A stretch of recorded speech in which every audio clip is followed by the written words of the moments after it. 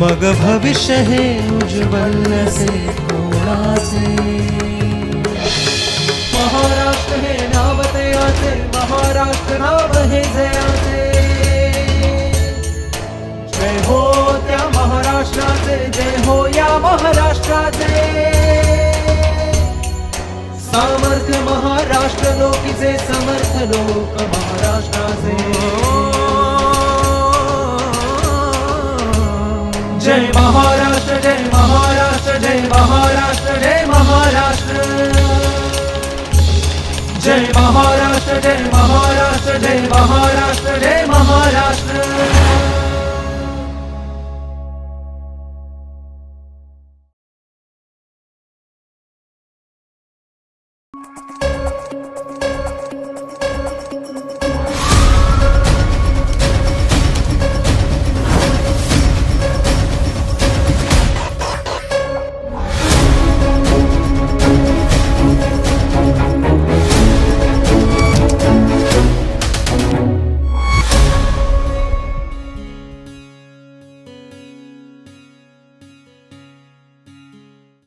नमस्कार.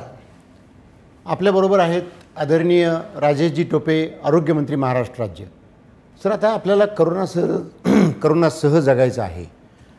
तर हे जगत असताना एक प्रतिकारशक्ती ह्याच्यामध्ये खूप महत्त्वाचा रोल प्ले करते. त्याच्यामुळे प्रतिकारशक्ती जर चांगली असेल तर आपण करोनावरती मात करू शकतो किंवा करोनासारख्या रोगांच्यावरती मात करू शकतो. तर प्रतिकारशक्ती चांगली असणं आणि चांगली ठेवणं हा जसा एक पार्ट महत्त्वाचा आहे, तसा आपल्याकडे भारतामध्ये एक खूप मोठ्या प्रमाणावरची परंपरा आहे. योगा आहे, आयुर्वेदिक आहे, होमिओपॅथी आहे, प्राणायाम आहे. ह्या सर्व गोष्टी ह्या भारतामध्ये अनादिकालापासून आहेत. तर ह्या ज्या गोष्टी आहेत ह्या गोष्टी मध्ये कुठेतरी लोप पावल्यासारख्या दिसत होत्या, परंतु गेल्या 4 महिन्याच्या लॉकडाऊनमुळे प्रतिकारशक्ती वाढविण्याचा प्रयत्न लोकांनी मोठ्या प्रमाणावरती केला. तर काय पुन्हा एकदा ह्या सर्व प्रतिकारशक्ती वाढविण्याच्या संदर्भामध्ये आपल्याला लोकांची लाईफस्टाईल आणि लोकांच्या सवयी ह्याच्या संदर्भामध्ये आपल्याला काहीतरी लोकांना प्रबोधन करावं लागेल. तर ही प्रतिकारशक्ती वाढविण्यासंदर्भामध्ये काय आपण लोकांना प्रबोधन करू शकाल किंवा त्या संदर्भात आपण पुन्हा एकदा लोकांनी पर्टिक्युलर त्याच्यासाठी सतर्क राहायला पाहिजे, त्याला वेळ दिला पाहिजे किंवा त्याच्यावर काम केलं पाहिजे, या संदर्भात एक आरोग्यमंत्री म्हणून आपण लोकांना काय सांगाल? कोरोनाने तर आपल्याला एक महत्त्वाचं मला वाटतं गोष्ट सांगितली की प्रतिकारशक्ती चांगली ठेवा, तर कोरोना काय आणि कुठलंच इन्फेक्शन काय तुम्हाला काही करणार नाही. प्रतिकारशक्ती म्हणजेच त्याला इम्युनिटी म्हणतो आपण. ती इम्युनिटी स्ट्रॉंग ठेवण्यासाठी साहजिक आहे की आपल्याला प्रॉपर डायट म्हणजे जेवण, प्रॉपर स्लीप आणि म्हणजे झोपणे आणि प्रॉपर त्याला एक्सरसाइज म्हणू आपण, ह्या सगळ्या गोष्टी आपल्याला असल्याच पाहिजेत.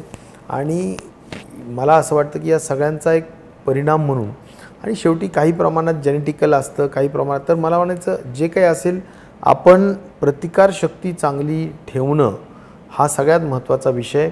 आणि ती या माध्यमातून मी सांगितलं त्या माध्यमातून नक्कीच प्रतिकारशक्ती चांगली होऊ शकते. ती प्रतिकारशक्ती आपल्या प्रत्येकाने चांगली ठेवावी, कारण हे जर व्यवस्थित असेल तर आपल्याला एकतर कोरोनाचा प्रादुर्भाव होणार नाही आणि जरी झाला तरी त्याच्यावर मात करण्याची ताकद आपल्या प्रतिकारशक्तीतूनच आपल्याला मिळते आणि त्या दृष्टीनं आपल्याला मला वाटतं मदत होऊ शकेल. वेगवेगळे इन्फेक्शन असतात, काही सीझनल इन्फेक्शन असतात. आता पावसाळा आहे, पावसाळ्याच्या संदर्भातली काही इन्फेक्शन असतात, डेंगी असेल, अन्य काही तुमचे मलेरिया असेल, या सगळ्यांवर आपल्याला मात करायची असेल तर आपली प्रतिकारशक्ती चांगली पाहिजे. आणि म्हणून प्रतिकारशक्ती तुम्ही जसं म्हणाले तसं आयुष, योगा, तुमचं प्राणायाम, व्यवस्थितपणे जेवण करणं, पौष्टिक अन्न घेणं, या सगळ्या गोष्टींचं त्याला महत्त्व आहे. ते जर असेल तर मला वाटतं अडचणीचा विषय नाही. आणि खास करून काही अशा परिस्थितीमध्ये जरा जास्त काळजी घ्यायची असेल तर मी म्हणालो तसं वाफ घेणं, गरम पाणी घेणं, काढा घेणं, ह्यासुद्धा मला वाटतं त्यातल्या महत्त्वाच्या बाबी आहेत की ज्या आपल्याला कोरोना होण्यापासून आपल्याला प्रतिबंध किंवा टाळू शकतो, अशा आपल्याला करता येऊ शकतो. पण आता याच्यामध्ये असं वाटत नाही का की आता जी लोकांची लाईफस्टाईल झालेली आहे सर, रेस्टॉरंट्स, बाहेरचं खाणं, बर्गर, पिझ्झा, हे सगळं जे बाहेरचं खाणं आहे, ह्या सगळ्या गोष्टीचा प्रादुर्भाव होतो आहे. तर ही लाईफस्टाईल बदलली जाऊ शकेल इतक्या लवकर, कारण ह्या 4 महिन्याच्या काळात तर बऱ्यापैकी लोक वाट पाहतात की कधी आता आम्हाला रेस्टॉरंटमध्ये जायला मिळेल. आपण अजून तर काही ओपन केलेलं नाही, परंतु लोकांची वाट मोठ्या प्रमाणावरती बघतायत. तर हे लाईफस्टाईलमध्ये सवय बदलणं किंवा लाईफस्टाईल चेंज करणं लोकांची, कारण हे जरा थोडंसं मला डिफिकल्ट वाटतं. बरोबर आहे की एक अंगवळणी पडलेली असते आणि माइंडसेट तयार झालेला असतो. आपल्याला आता बाहेर जाऊन जेवणं ह्यातला जो आनंद वाटतो किंवा मोठेपण वाटतं किंवा अन्य काही गोष्टी, मला वाटतं घरी जेवले तर व्यवस्थित आहे किंवा आपण हॉटेलमध्ये जेवावं. परंतु माझं म्हणणं आहे की मग ते काय आपण खातोय त्याला फार महत्त्व आहे, की ज्यामुळे आपल्याला म्हणजे आता आपल्याला आपली हेल्थ जी आहे ही चांगली ठेवण्यासाठी आपल्याला शिक्षित व्हावंच लागेल. किती कॅलरीज पाहिजे, किती नाही पाहिजे, व्यायाम करण्याचा विषय असेल, मला वाटतं या सगळ्या गोष्टींचं आता पुढच्या काळात खूप महत्त्व राहणार आहे. आणि ते जपण्यासाठी आता उपकेंद्रांमध्ये सुद्धा आपल्या छोट्या स्तरावर तिथे सुद्धा योगा शिकवण्याचं काम, प्राणायाम शिकवण्याचं काम हे आता आपण त्या ठिकाणी करतोय. आणि आपल्याला जसं कोरोनामध्ये पाहायला मिळालं की नॉन कम्युनिकेबल डिझिजेस म्हणजे डायबिटीज, ब्लड प्रेशर, कॅन्सर, हे जे काही नॉन कम्युनिकेबल डिझीज आहेत म्हणजे ह्याच्यामुळे संसर्ग होत नाही, हे जरी झाले तरी ह्याच्यामुळे संसर्ग होत नाही, पण हे झाल्यानंतर आपल्या बॉडीमध्ये खूप मोठ्या पद्धतीनं वीकनेस निर्माण होण्याचं काम होतं. आणि अशा परिस्थितीत जर कुणाला कोरोना झाला तर मग आपण या कोमॉर्बिड लोक जास्त वल्नरेबल असतात डेथ होण्याच्या दृष्टिकोनातून. म्हणून आपण कोमॉर्बिडिटी जे लाईफस्टाईल डिसिजेसमुळे बऱ्याचदा येते, तो लाईफस्टाईल जे काही आपले डिसिजेस म्हणून आपण NCD म्हणतो, नॉन कम्युनिकेबल डिसिजेस, यांना आपल्याला टाळावं लागणार आहे. आणि त्यासाठी सुद्धा आपल्याला खाण्यापिण्याच्या सवयी ह्या आपल्याला नीटनेटक्या समजावून घ्याव्या लागणार आहेत. आणि त्या समजावून बऱ्याचदा असतं, पण जिभेवर कंट्रोल कुणाचाच नसतो. त्यामुळे जिभेवर कंट्रोल आणण्यासाठी जाणीवपूर्वक माइंड कंट्रोल हे करावं लागणार आहे. आणि म्हणून जिभेवरचा कंट्रोल, माइंड कंट्रोल हे सगळं प्राणायामनी, योगासनानी, मग आपल्याला चांगल्या लोकांबरोबर राहून योग्य पद्धतीनं सगळं डिसिप्लिन जरा लाईफ जगून हे करावं लागणार आहे. तरच आपली इम्युनिटी चांगली राहू शकणार आहे. जंक फूडची सवय इतकी लागलेली आहे लोकांना की म्हणजे आपल्याकडच्या लोकांनी सुद्धा स्वतःच्या मुलांच्यासाठी जंक फूडमुळे काय त्रास होतो हे सांगण्याच्या ऐवजी स्वतःच जंक फूड मागून त्या मुलांच्या बरोबर ती घेण्याचा प्रयत्न करतात. म्हणजे आपणच स्वतःहून आपल्या नेक्स्ट जनरेशनला जास्त हेल्दी बनवण्याच्या ऐवजी जास्त हेल्थचे प्रॉब्लेम होऊ शकतील अशा पद्धतीने बनविण्याचा प्रयत्न करत आहेत. बिलकुल बरोबर आहे. कारण जंक फूड आणि ह्या सगळ्या गोष्टी ह्या एका ठराविक प्रमाणाच्या वर नक्कीच डेंजरस आहेत. आणि मला असं वाटतं की त्याच्या बाबतीतलं सुद्धा माहिती ही सगळ्या लोकांनी मिळवली पाहिजे आता, आणि ह्यावर कंट्रोल केला पाहिजे, माइंड कंट्रोल केला पाहिजे, दुसरा पर्याय नाही. सर, ह्या कोरोनाबरोबर जगण्यामध्ये एक विल पॉवर खूप महत्त्वाची आहे असं माझं मत आहे. बिलकुल. ज्याची विल पॉवर स्ट्रॉंग असेल त्याच्यामध्ये आजार असो, वय असो, काही असो, तो त्याच्यावर मात करू शकतो. बिलकुल बरोबर. आता आपण बघितलं अमिताभ बच्चननी विल पॉवर स्ट्रॉंग आहे, तर इतकं वय असताना, इतके आजार असताना त्याने जाताना सांगितलं की मी परत येईल. म्हणजे हा जो एक पार्ट आहे सर, स्वतःचा कॉन्फिडन्स स्वतःच्या शरीरावरचा किंवा एक विल पॉवर स्ट्रॉंग असणं. मी जर सुरुवातीलाच असा विचार केला, म्हणजे मी माझा जेव्हा बायपास झाला ना साहेब, माझा बायपास झाला 12-13 वर्षापूर्वी, डॉक्टर पांडाने केला. मी हॉस्पिटलमध्ये गेलो, ॲडमिट झालो, ऑपरेशन झालं. ऑपरेशन झाल्यावर स्ट्रेचरवरनं रिकव्हरीमधनं मला बाहेर आणत होते. तर माझी मिसेस आणि सुरेशदादा जैन हे दोघंजणं बाहेर मला भेटत होते. मी गुंगीतच होतो, परंतु ते बाहेर आल्याबरोबर मी त्यांना फक्त एक असा थम्सअप केला. आणि मी जातानाच माझ्या लोकांना सांगितलं होतं की मी 15 दिवसात परत येतो आहे, तुम्ही काळजी करू नका.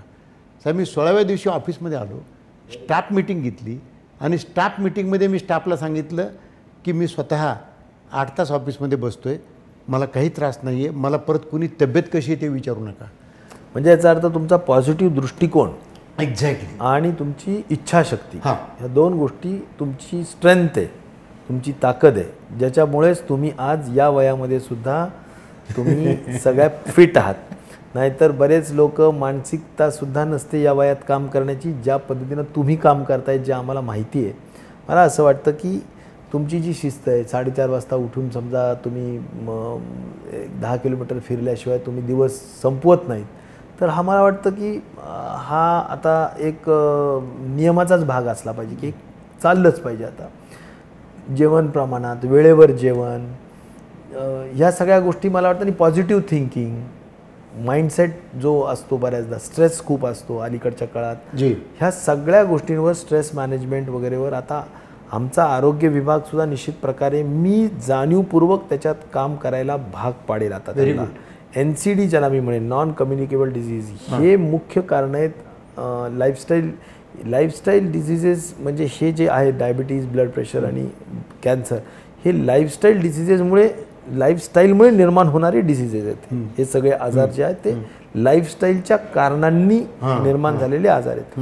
मला वाटतं याच्यावर मात करायला स्ट्रॉंग माइंडसेट, विल पॉवर आणि पॉझिटिव्ह दृष्टिकोन हा फार महत्त्वाचा आहे. हे असणं आवश्यक आहे. म्हणजे मी सुरुवातीलाच जर म्हटलं नाही व ते मला हे असं होईल, मला तसं होईल, इतके लोक गेले, माझं असंच होईल, तसंच होईल म्हटलं की, आणि तोच जर व्यक्ती असं म्हटलं की हां ठीक आहे, काय असेल तर या करून घ्या, काही प्रॉब्लेम नाही, मला काही फरक नाही पडणार, म्हणजे फक्त स्वतःचा बघण्याचा दृष्टिकोन एखाद्या गोष्टीकडे आणि स्वतःची इच्छाशक्ती, विल पॉवर ही जर स्ट्रॉंग असेल तर कुठलाही माणूस त्याच्यावर मात करू शकतो असं आम्हाला वाटतं. बिलकुल, एकदम खरं आहे, एकदम खरं. आता साहेब ह्याच्या आणि सतत पर्स्युएशन करत राहणं, म्हणजे पर्स्युएशन म्हणजे त्याला मला असं हे म्हणावं लागेल की बाबा तुम्ही जरी समजा एकदा समजा चुकलं, तुम्ही जे ठरवलेलं आहे त्यात काही चुकलं, पण परत आपण करत राहायचं, दुरुस्त करायचं आणि परत करायचं.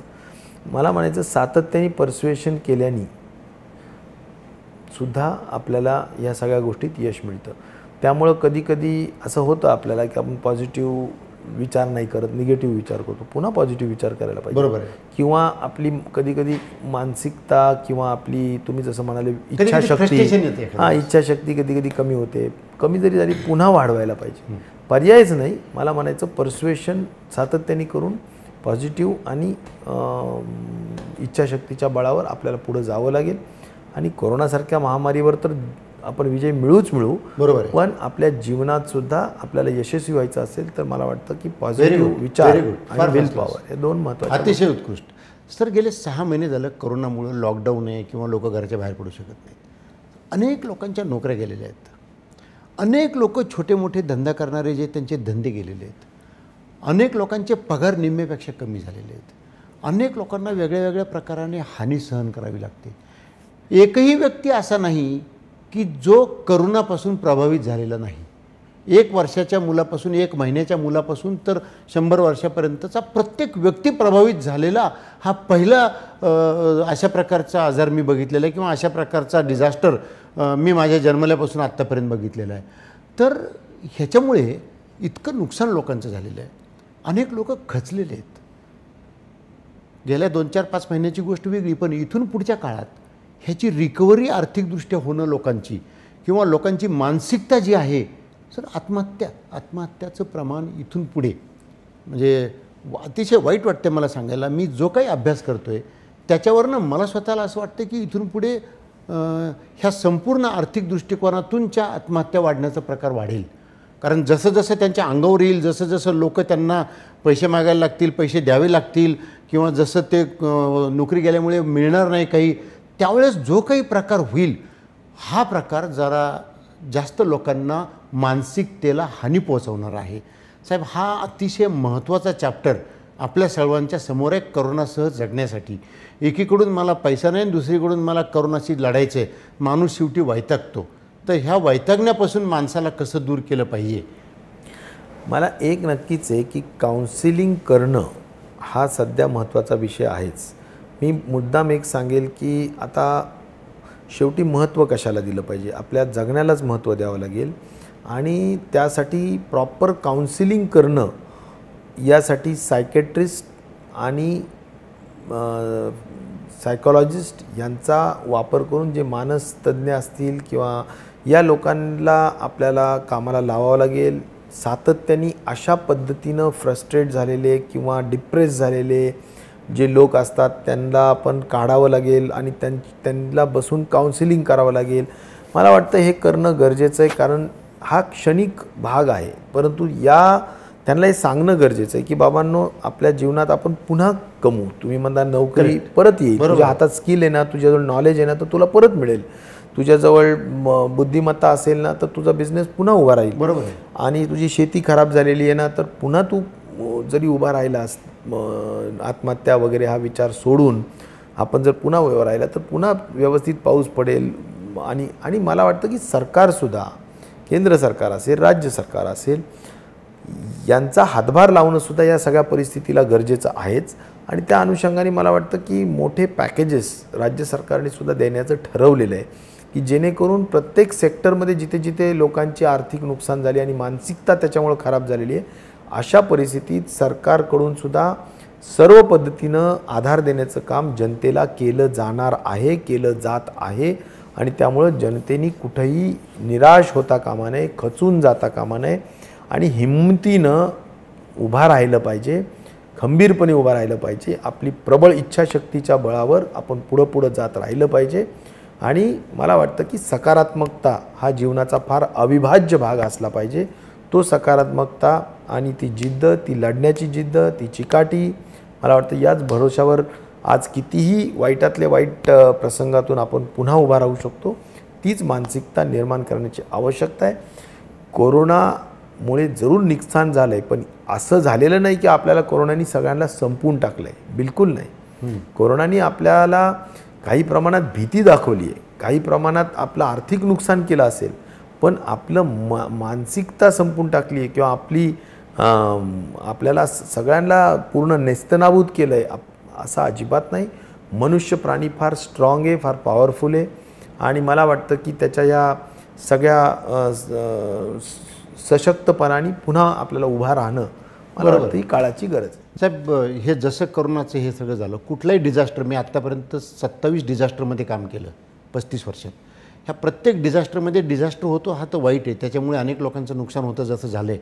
परंतु त्या डिझास्टरनंतर अनेक लोकांना नवीन संध्या उपलब्ध होतात किंवा अनेक लोक नवीन उभे राहतात. म्हणजे आता लातूरचा भूकंप झाला, मी 1200 मुलं इथं आणली. आता त्या 1200 मुलांना नवीन संधी मिळाली आणि त्या लोकांनी त्यांचं स्वतःचं भवितव्य बनवलं.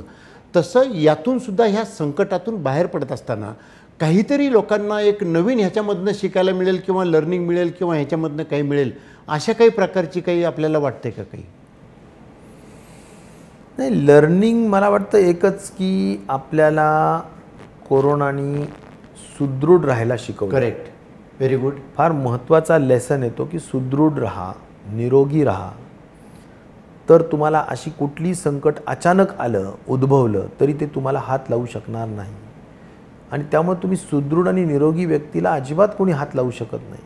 त्या दृष्टिकोनातून आपल्याला शरीराच्या दृष्टिकोनातून सुदृढ आणि निरोगी राहावं लागेल आणि मानसिक दृष्टिकोनातून सुद्धा आपल्याला सशक्त राहावं लागेल. बरोबर. आणि म्हणून मग प्राणायाम असेल, आपलं आध्यात्मिक विषय असेल की ज्याच्यामुळे आपल्या मनाची मशागत होते. आणि मनाची मशागतही महत्त्वाची आहे शरीराच्या मशागतीबरोबर. आणि मला वाटतं की दोन्हीची मशागत झाली तर तो व्यक्ती निश्चित प्रकारे अशा कितीही संकटांवर तो मात करू शकतो आपल्या मनाच्या ताकदीनं, मनशक्तीनं आणि शारीरिक शक्तीनं. Very good. मला असं वाटतं की या माध्यमातून कोरोनाने जी आपली जी परिस्थिती केलेली आहे, म्हणजे खास करून आपण बघितलं की टेक्नॉलॉजी जास्तीत जास्त वापर लोक करतील, म्हणजे नाही बिलकुल चांगल्या गोष्टी ह्याच्यातनं बाहेर पडतील. आता मला तुम्हाला टेक्नॉलॉजीचा विषय केला ना, तर माझं म्हणणं आहे की आता आपण ज्या पुण्यामध्ये आता चर्चा करतो आहोत, त्या पुण्यामधल्या मी मगरपट्ट्यामध्ये गेलो होतो 4 दिवसापूर्वी. मगरपट्ट्यामध्ये ITची जेवढी ऑफिसेस आहेत ते सगळे ऑफिसेस लॉकडाऊन परिस्थितीमध्ये सुद्धा 100% चालू होते. आणि ते एकच आहेत की त्यांना आता ऑफिसला जाण्याची गरज नाही, वर्क फ्रॉम होम करतात, परंतु कामं चालू आहेत. आणि म्हणून माझं म्हणणं आहे की आता IT कंपन्यांना काय वाटतं आता की एवढं मोठं भाडं देण्यापेक्षा आता घरी बसून काम होतं आहे, प्रचंड खर्च वाचू शकला, असं माझं स्वतःचा त्यातला अभ्यास आहे त्या IT कंपनीचा. त्यांना ही एक युक्ती कळली की अरे हे तर घरी बसून होतं, ह्याला एवढे मोठे ऑफिसेस करायची गरज नाही, आपले काम 100% होत आहे. मला वाटतं त्यातून आता ती एक नवीन गोष्ट झालेली आहे. आता अशा गोष्टी सर, मी भारतीय जैन संघटनेचं आमच्या ज्या मिटिंग्स चालायच्या राज्य पातळीवरच्या, नॅशनल पातळीवरच्या, ह्या सगळ्या मिटिंग सध्या ऑनलाईन होत आहेत. आता आम्हाला असं वाटायला लागलं की मिटिंगाला बोलून, लोकांना बोलून हजारो रुपयाचा, लाखो रुपयाचा खर्च करण्यापेक्षा हे एक चांगलं माध्यम झालेलं की लोकांना या संदर्भात शिक्षणाच्या बाबतीत आपण जे शाळाबंद शिक्षण चालू, जे काही ऑनलाईन, म्हणजे ह्याच्यामुळे एक टर्निंग पॉईंट डेव्हलपमेंटच्या दृष्टिकोनातून जे काही व्हायचं ते होऊन गेलेलं आहे, पण त्यातनं आपल्याला एक टर्निंग पॉईंट मिळू शकेल असं थोडंसं एक वेगळ्या क्षेत्रामध्ये टेक्नॉलॉजी खूप महत्त्वाचा रोल प्ले करणार आहे पुढच्या काळात. खूप महत्त्वाचा रोल. मग तो तुमच्या बिझनेसमध्ये असेल, मग तो एज्युकेशनमध्ये असेल, मग तो तुमच्या दररोजच्या हे जे काही आपल्या दैनंदिनी आपण करतो त्या सगळ्या ह्याच्यात मला म्हणायचं तुमच्या निवडणुकीच्या प्रचारामध्ये असेल, धार्मिक व्यवस्थेमध्ये असेल, तिथेही आता ई दर्शन होईल, ई दर्शन होऊ शकेल. लग्न कार्यालयाला सुद्धा कदाचित झूमवर लग्न लागतील, काय सांगता येतं, झूम कॉल्सवर लग्न लागतील, असं चाललंय. आता आपण गणपती बाप्पाची घरून सुद्धा आपण जर का म्हटलं तर सगळ्यांनी आता झूमवर आरती करायची, तर झूम कॉलवर आपण 500 लोक 400 लोक आपण सहज पद्धतीनं झूम कॉलवर अटेंड करू शकतो. प्रत्यक्ष आपल्याला गणपतीची मूर्ती दिसते, आरती होतानीचं दिसतं, सगळ्या गोष्टी होतात. आता फेसबुक असेल, ह्या सगळ्या ज्या काही नवीन नवीन ज्या फेसबुक लाईव्ह करतो आपण, आता आम्ही फेसबुक लाईव्ह करतो तर कदाचित एका वेळी फेसबुक लाईव्हवर लाखो लोक बघत असतात.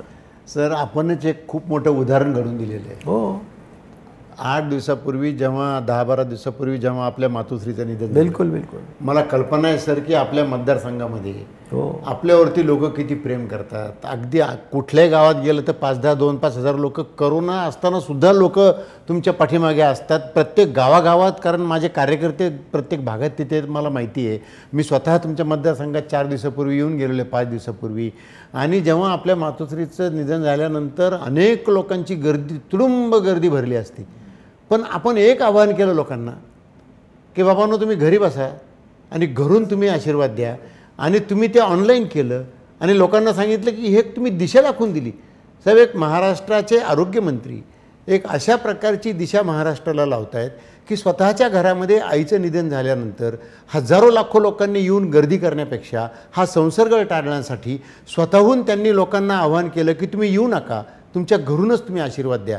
एवढंच नव्हे तर त्यांनी विधी घरी करण्याच्या संदर्भातले प्रयत्न केले आणि संपूर्ण लोकांनी त्यांचं म्हणणं चांगल्या पद्धतीने पाळलं. जर अशा प्रकाराने आरोग्यमंत्री स्वतःहूनच असे उदाहरणं घडून देत असतील तर आपल्यासारख्या लोकांना लग्न समारंभ असेल, मुंज असेल किंवा एखादी व्यक्ती एक्सपायर झाल्यानंतरचा प्रसंग असेल तर ह्या सर्व समारंभामध्ये सुद्धा एक चांगल्या प्रकारचं उदाहरण आपल्याला आदरणीय टोपे साहेबांनी घालून दिलेलं आहे. करोनासह जगण्याची मानसिकता लोकांच्यामध्ये तयार करणं, त्या भागामध्ये सर्वच प्रश्नांची उत्तरं टोपे साहेबांनी अशा योग्य पद्धतीने दिलेली आहेत की मला असं वाटतं की ही जी उत्तरं आहेत, हे जे काम आहे, हे जर व्यक्तीमध्ये प्रत्येक लोकाला जर आपण समजून सांगण्याचा प्रयत्न केलो आणि आपण तिथपर्यंत पोहोचून एक राज्यशास्त्राची भूमिका किंवा वैयक्तिक टोपे साहेबांची भूमिका म्हणून लोकांना जनजागृती करण्याच्या दृष्टिकोनातून करोनासह जगण्याच्या संदर्भामध्ये लागणाऱ्या सर्व टिप्स आणि इतक्या मोठ्या प्रमाणावरती प्रतिकारशक्तीवरती सुद्धा साहेबांनी केलेलं वक्तव्य, अगदी लोकांच्या मानसिकता खसते त्याच्यावरती सुद्धा साहेबांनी केलेलं वक्तव्य, शाळेच्या संदर्भात, विद्यार्थ्याच्या संदर्भात, त्यांच्या मानसिकतेच्या संदर्भामध्ये, त्यांच्या मेंटल हेल्थच्या संदर्भामध्ये सुद्धा साहेबांनी केलेलं वक्तव्य हे निश्चितच महाराष्ट्राला मोठ्या प्रमाणावरती दिलासा देईल आणि महाराष्ट्रातले लोक एक खऱ्या अर्थाने करोनाला समजून घेऊन पुढे जाण्याच्या संदर्भातला प्रयत्न करतील.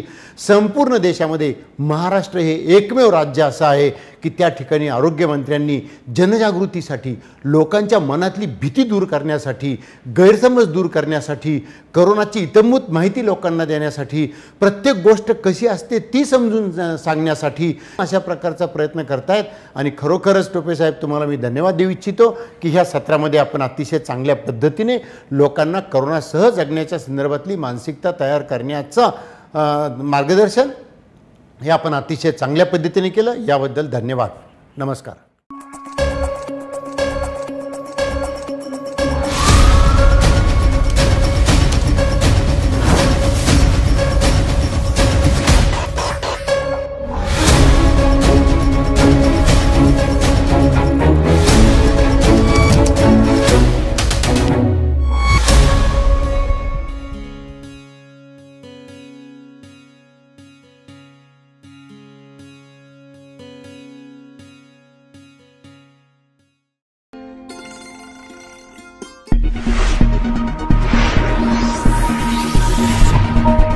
जय महाराष्ट्र कार्यक्रमात आरोग्यमंत्री राजेश टोपे यांची विशेष मुलाखत. प्लाझ्मा म्हणजे नेमकं काय, हा कोण देऊ शकतो आणि हा प्लाझ्मा कसा दिला जातो. मृत्यूदर कमी करण्यामध्ये प्लाझ्मा थेरपी ही एक महत्त्वाची भूमिका निभावू शकते. म्हणजे साधारणपणे 10 पैकी 9 केसेसमध्ये जिथं प्लाझ्मा दिल्या गेला तर त्या बऱ्यापैकी रिकवर लवकर झाल्या. आता माझा मुद्दा सेरो सर्वेलन्सच्या संदर्भामधला आहे. कोरोना से 2 हाथ.